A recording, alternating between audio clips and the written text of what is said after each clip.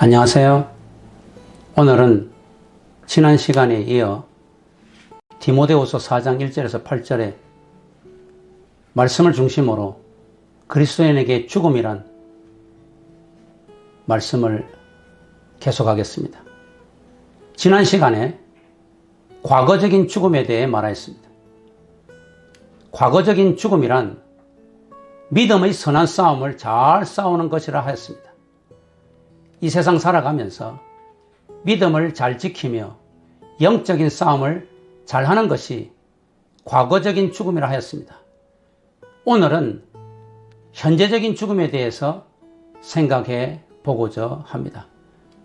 6절에 특별히 사도 바울은 현재적인 죽음이란 제물, sacrifice, 제물됨을 의미합니다.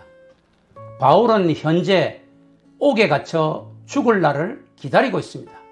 그는 지금 하나님의 나라와 의를 위해 제물이 되려고 하고 있습니다. 현재적으로 그의 죽음은 제물이 되는 것입니다. 바울이 6절에서 전제와 같이 내가 부어지고 라고 말한 것은 다가오는 자신의 죽음, 순교자적인 죽음을 현재 하나님께 드려지는 제물로 비유하고 있다는 뜻입니다. 전제라는 제사 용어는 제단에 양이나 짐승을 번제로 드리기 전에 그 제물 위에 포도주를 붓는 구약의 제사의식을 뜻하는 것으로서 제사의 순서가 거의 마감되어 간다는 의미입니다. 즉 바울은 자신의 죽음으로 마치 제사를 마감하는 전제처럼 마지막까지 주님께 온전히 바쳐 소망한다는 의미입니다. 그런 의미에서 바울에게 죽음이란 절망과 두려움이 아니라 소망이요, 기쁨이요, 행복입니다. 바울은 6절 하반절에서 또 다른 비유로 현재적인 죽음을 설명하고 있습니다. 그것은 여행의 비유입니다. 6절 하반절에서 나의 떠나갈 시각이라는 표현은 선착장에서 배가 출항한다는 말입니다. 그는 자신의 죽음을 예측하며 그 죽음을 새로운 곳에서의 시작의 출발점으로 보고 있습니다. 바울은 지금 로마의 깊은 지하 감옥에서 자신이 죽을 날을 계수하고 있는 것입니다. 즉 바울은 자신의 죽음을 일종의 여행으로 생각하여 그가 죽는 때 카이로스가 바로 주님과 영원히 있을 곳으로 떠나는 영광스러운 출발로 보았습니다. 그러므로 바울에게 현재적인 죽음은 좌절과 허무와 고통이 아니라 새로운 정착지로 여행하려는 설렘이요, 희망이요, 행복입니다. 바울이 가까웠도다라는 동사를 사용한 것은 자신의 죽음이 막연히 먼 미래에 일어나는 것이 아니라 죽음의 그림자가 바로 곁에 선 것처럼 가까운 시기 현재에 곧 일어날 것임을 강조합니다. 바울이 현재적인 죽음이란 죽음을 잘 준비하는 것입니다. 죽음을 눈앞에 둔 바울 자신이 6절에서 두 가지 비유를 든 것은 젊은 디모데에게 죽음을 잘 준비하라고 명령하는 것입니다. 영적 싸움을 다한 노 사도가 한창 영적 전투 중인 믿음의 아들 디모데에게 죽음을 잘 준비하라는 최후의 메시지입니다. 에베소에서 목회하는 디모데는 말씀을 잘 전파하는 것으로 죽음을 잘 준비해야만 합니다. 디모데는 때를 얻든지 못 얻든지 항상 인내하며 말씀을 전파하고 가르치는 것으로 죽음을 준비해야 합니다. 말세가 되어 사람들이 성경 말씀은 듣기 싫어하고 자기들이 좋아하는 세속적 허탄한 이야기만 따르는 자들에게 고난을 받을지라도 전도자의 직무를 다하는 것이 디모데가 죽음을 잘 준비하는 것입니다. 이 메시지는 오늘 우리 그리스도인들에게도 적용됩니다. 노숙자들과 함께하는 햇병아리 젊은 목사가 있었습니다. 그들에게 복음을 전해보려고 함께 기거하며 무진무진 애를 썼으나 별 효과가 없었어요.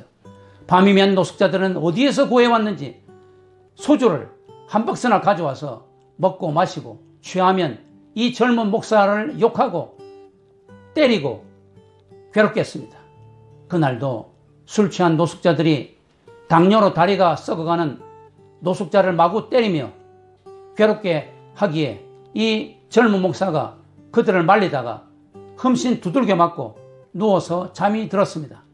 한밤중에 누가 깨워서 일어나 보니 당뇨 환자가 다리가 아프다고 목사야 너희 하나님께 기도해줘, 다리가 안 아프게 기도해줘 라고 애원을 하였습니다. 그러자 젊은 목사는 이 환자의 다리를 붙잡고 도대체 어떻게 기도해야 할지를 몰라서 눈물만 흘리면서 하나님, 이 환자의 다리와 저의 다리를 바꾸어 주세요 라고 기도했습니다. 그리고 돌아가 잠자리에 누웠는데 얼마 후에 그 환자가 목사의 어깨를 막 흔들면서 외쳤습니다. 목사야 고맙다. 내 다리가 이제 다 나았어. 이 햇병아리 젊은 목사는 분명히 자신의 죽음을 잘 준비하고 있는 것입니다. 젊을 때부터 자신이 산 제물이 되어 죽음을 계수하며 죽음을 잘 준비하고 있는 것입니다. 사랑하는 그리스도인 여러분, 젊은 사람이든 늙은 사람이든 모두 살아있을 때 죽음을 잘 준비하여야 합니다. 즉 죽을 날을 계수하며 살아야 합니다. 그냥 바람 부는 대로 물결 치는 대로 살아갈 것이 아니라 살아있을 동안 죽음을 염두에 두고 남은 시간을 계수할 줄 알아야 됩니다.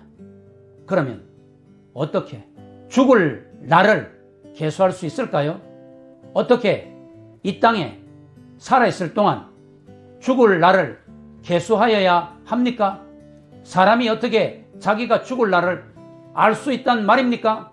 어떻게 자신이 몇 날 몇 시에 죽는다고 알 수 있단 말입니까?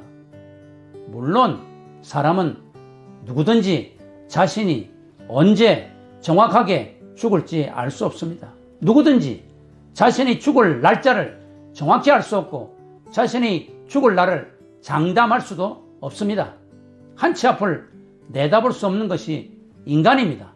그러나 여기서 사도 바울이 죽을 날을 준비하고 그 날을 계수하라는 뜻은 그런 뜻이 아닙니다. 다시 말해 죽을 날을 계수하라는 뜻은 성도들이 이 세상을 살아갈 때 이 땅의 삶으로 끝나는 것이 아니라 영원한 삶이 기다리고 있다는 사실을 명심하라는 말입니다. 이 땅의 삶은 반드시 끝이 있다는 사실을 명심하라는 말입니다. 한 번 죽는 것은 사람에게 정해진 것이요 그 후에는 심판이 있다. 히브리서 9장 27절의 사실을 명심하라는 말씀입니다. 이 땅의 삶은 잠깐의 삶이요 나그네의 여정과 같다는 사실을 잊지 말라는 말씀입니다. 그리고 순례길과 같은 이 땅의 잠깐의 삶이 끝나는 날 각자 행한 대로 심판을 받고 영생을 얻든 영벌을 받든 둘 중의 하나라는 사실을 잊지 말라는 말씀입니다. 모세는 인생의 연수가 70이요 강건하면 80이라도 그 연수의 자랑은 수고와 슬픔뿐이요 신속히 가니 우리가 날아간다 라고 고백하고 있습니다. 그렇습니다. 진정 지혜로운 성도는 건강하게 잘 살고 있을 때에 죽음을 기억하는 것입니다. 삶이 순풍에 돛단 것처럼 순조로울 때 죽음을 기억해야 합니다. 반드시 죽음이 그리고 신속히 온다는 사실을 기억하고 앞날을 대비하여야 합니다. 치열한 경쟁 속에서 살아남는 기업들은 호경기에 불경기를 대비하여 구조조정하고 미래를 위한 투자를 과감히 한다고 하지 않습니까? 그와 마찬가지로 지혜로운 성도는 삶이 순조로울 때 죽음을 기억하며 하나님의 말씀에 따라 잘 준비해야만 합니다. 건강하게 잘 살 때 날마다 죽음의 날수를 계수하며 말씀에 순종하며 살아야만 합니다. 감사합니다.